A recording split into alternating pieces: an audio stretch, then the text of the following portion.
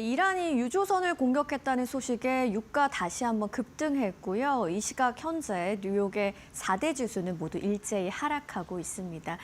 일단 다우지수가 가장 하락폭이 큽니다. 장중에 2% 넘게 빠졌던 다우지수 1.8% 약세를 보이고 있고요.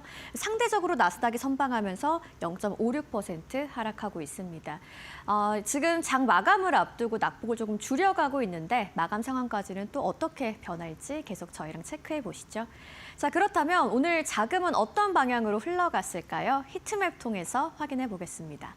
자, 상승하는 종목들은 초록색, 하락하는 종목들은 빨간색으로 표시가 되는 히트맵입니다. 자, 어제와 달리 한눈에 보기에도 대부분의 업종이 좀 약세를 보이고 있는 걸 확인해 볼 수가 있겠는데요. 어제 시장을 이끌었던 건 대형 기술주와 반도체 쪽이었죠. 오늘은 대부분의 종목들이 좀 빨간불을 켜고 있습니다.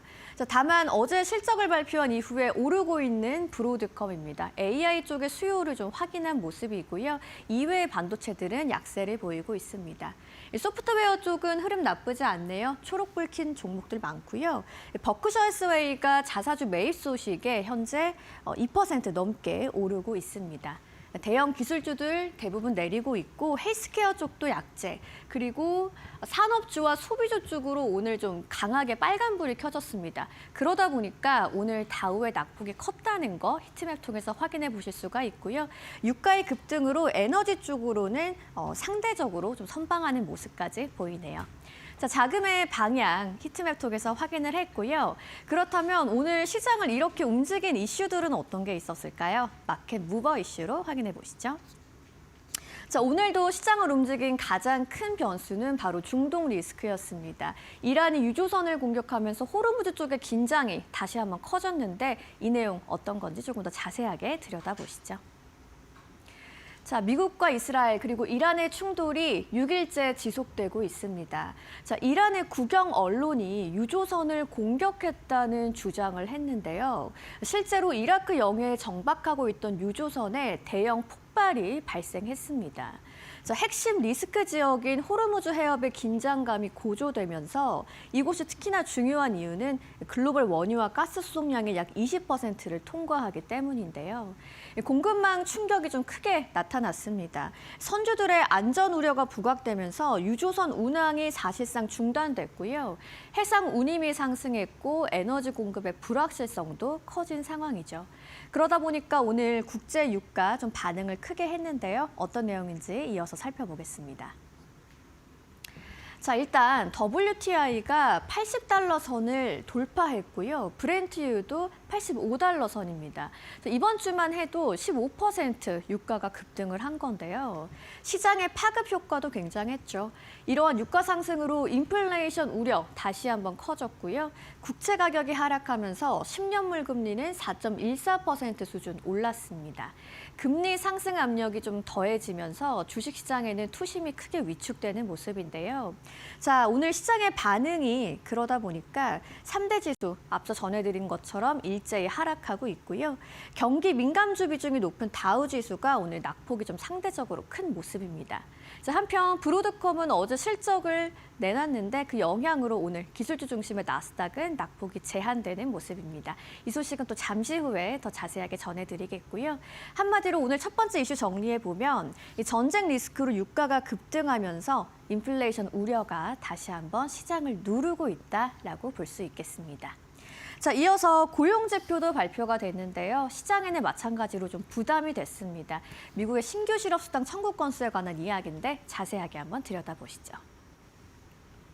자, 신규 실업수당 청구 건수 발표가 됐습니다. 21만 3천 건으로 나왔고요. 시장의 예상치였던 21만 5천 건은 하회를 했습니다.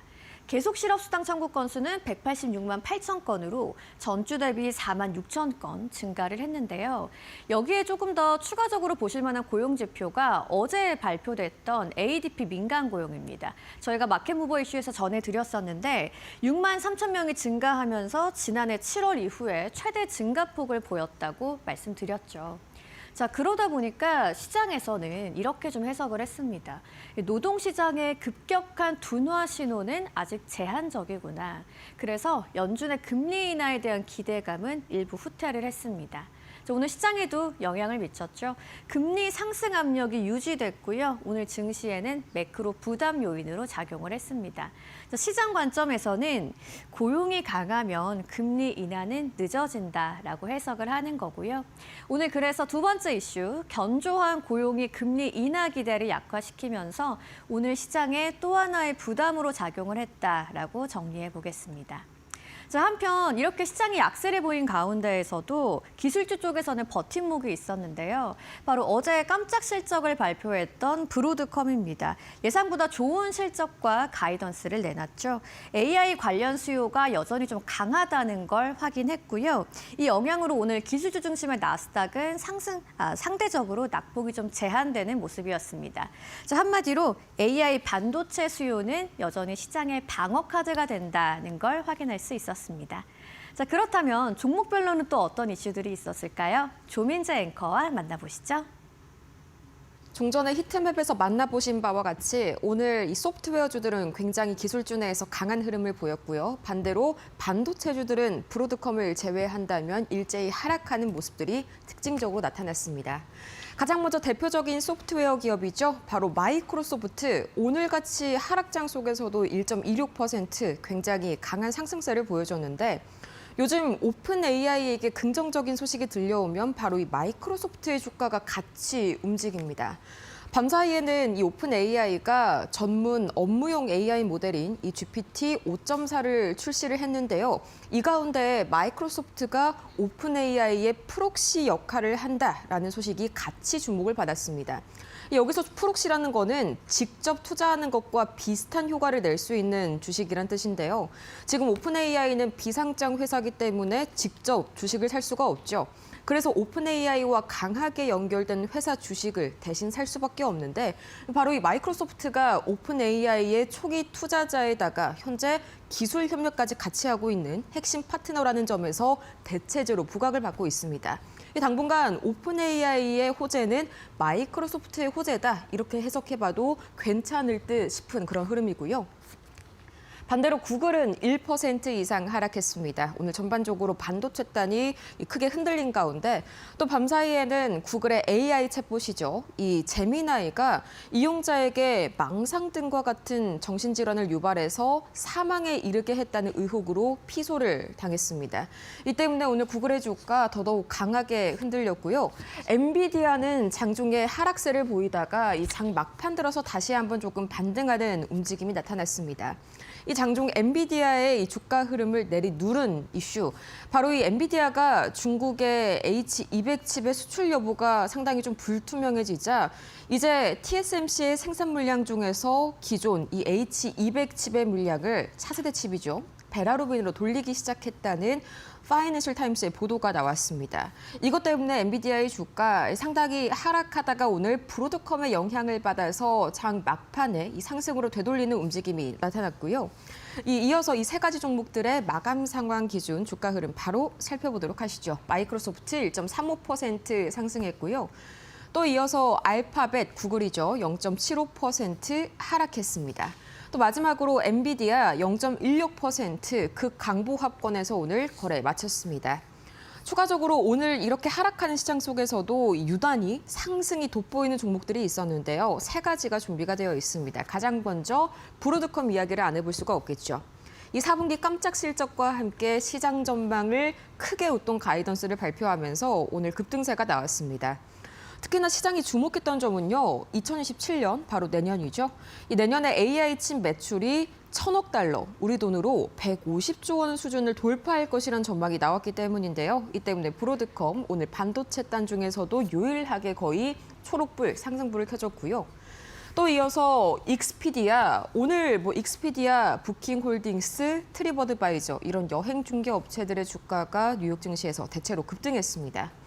이 오픈 AI가 챗 GPT에서 제공할 예정이었던 예약 서비스를 축소하겠다고 밝혔는데요. 덕분에 이 기업들이 AI 챗봇으로부터 대체될 우려가 좀 불식되면서 오늘 강한 움직임이 나왔고요. 이 보안 소프트웨어 업체죠. 옥타도 오늘 강한 상승 보였습니다. 4분기 매출과 주당 순이익 모두 시장 예상치를 가뿐히 넘어서면서 이 강한 반응이 나왔는데 덕분에 오늘 소프트웨어주들의 이 주가 상승에도 일조한 그런 소식이 나왔습니다. 이 세 종목의 마감가 기준 상황 바로 만나보시죠. 가장 먼저 브로드컴입니다. 4.75% 상승하면서 이 덕분에 오늘 엔비디아도 장중 내내 하락하다가 장 막판에 상승 전환으로 이 장을 마무리할 수가 있었죠. 다음으로 익스피디아 13.69%, 오늘 여행 중개업체들이 대체로 비슷한 급등세를 보였습니다. 또 이어서 옥타 11%, 오늘 소프트웨어주들의 선방에 더더욱 힘을 입은 그런 모습이네요. 이 반면에 오늘과 같은 이런 안타까운 장세 속에서도 유난히 더 하락이 짙은 종목들이 있었는데요. 차례대로 세 가지 종목 만나보시죠. 가장 먼저 유가가 급등을 했다라고 하면은 걱정이 되는 대표적인 종목들이 바로 항공주죠. 역시나 유나이티드 항공도 오늘 급락을 면치 못했는데요. 이란이 호르무즈 해협을 지나는 유조선을 공격했다고 밝히면서 밤사이에 유가가 다시 한번 장중 7% 가까이 상승했습니다.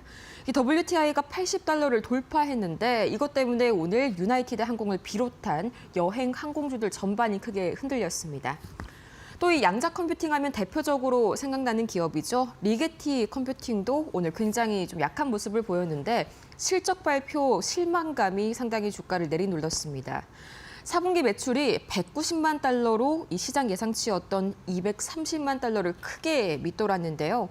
여기에다가 미즈호 증권이 이 목표가를 기존 50달러에서 43달러까지 크게 내려잡게 되면서 오늘 리게티 컴퓨팅 전반적으로 매도세가 나왔습니다. 다음은 청바지로 유명한 이 의류 소매업체죠. 우리는 아메리칸 이글 이렇게 좀 많이 부르는데 아메리칸 이글 아웃피터스입니다. 이 4분기 실적 발표 자체는 좋았지만 발표 과정에서 관세로 인한 마진 압박을 언급을 했습니다. 이것 때문에 투자자들의 우려가 커졌고요. 이 관세 우려는 개별주 이슈에서 끝나는 게 아니죠. 더 크게 섹터, 더 나아가서는 시장 전반에 미치는 파급 효과를 불러올 수 있다는 점에서 오늘 시장 전반에 대한 우려를 더 키운 소식이기도 했습니다. 이 세 가지의 이 마지막 마감 기준 주가 흐름 바로 보시죠. 유나이티드 항공 5% 급락하면서 오늘 거래를 마쳤고요. 이어서 리게티 컴퓨팅 4.45% 급락했습니다. 마지막으로 실적은 잘 나와줬지만 이 관세 부담을 언급했던 아메리칸 이글 13% 이상 급락했습니다. 이어서 원자재 가격, 특히나 WTI 가격 바로 확인을 해봐야겠죠. 바로 살펴보도록 하겠습니다. 오늘 역시나 국제유가가 8% 이상 급등하면서 지금 이 시각 이 81달러 선을 돌파했습니다. 2025년 1월 이후로 이 80달러 선을 돌파한 게 처음인데 그나마 조금 다행인 소식은요. 이 종전에 나온 속보입니다. 현지 시각으로 목요일, 오늘이죠. 이 미국 재무부가 유가 안정화 대책을 발표하기로 했습니다. 워낙 유가가 급등하다 보니까 이걸 붙잡겠다는 건데 그 이후에 우리 시장 과연 어떻게 움직일지 그 흐름 잘 보셔야겠고요. 덕분에 원달러 환율, 덕분에가 아니죠. 때문에입니다. 25원 가까이 급등하면서 오늘 우리 증시 전반에 먹구름이 드리워지고 있는 그런 장세고요. 비트코인 역시나 2.9%, 이 전날의 급등을 소폭 되돌리는 움직임이 나타납니다. 이어서 금값이 또다시 빠지고 있는데 금값을 이해하려면 미국채 10년물과 2년물을 먼저 봐야겠죠. 다시 한번 오늘 큰 폭으로 상승세 보이고 있습니다. 유가가 급등하면서 인플레이션 우려가 다시 한번 커졌죠. 이것 때문에 금리 인하에 대한 기대감이 크게 낮아졌고요. 달러와 미국채 수익률은 다시 한번 강세를 보였습니다. 반면에 금은 달러로 표식이 되기 때문에 달러가 강세를 보일 때에는 다른 통화를 보유한 사람들의 금 수요가 줄어들 수밖에 없겠죠. 또 이런 국채금리의 상승도 이자가 붙지 않는 자산인 금에게는 불리한 재료입니다. 이 때문에 금은 오히려 오늘 1% 이상 하락했습니다. 자, 지금 우리 시각, 이 시각으로 코스피 200 야간 선물이 약 4% 이상 급락하면서 다시 한번 우리 시장에 먹구름을 좀 들이우고 있는데 과연 뉴욕 증시에서는 현재 상황 어떻게 분석을 할지 바로 한번 만나보시죠. 네, 뉴욕 3대 지수는 일제히 하락으로 마감을 했습니다. 자, 오늘 낙폭이 가장 컸던 건 다우지수입니다. 1.61% 빠지면서 저점보다는 올랐지만 오늘 크게 약세를 보였고요. 약세상에서 그나마 좀 버텨준 나스닥이 0.26% 하락 마감했습니다. S&P 500도 0.56% 빠지면서 3대 지수 모두 일제히 약세로 마감을 했습니다.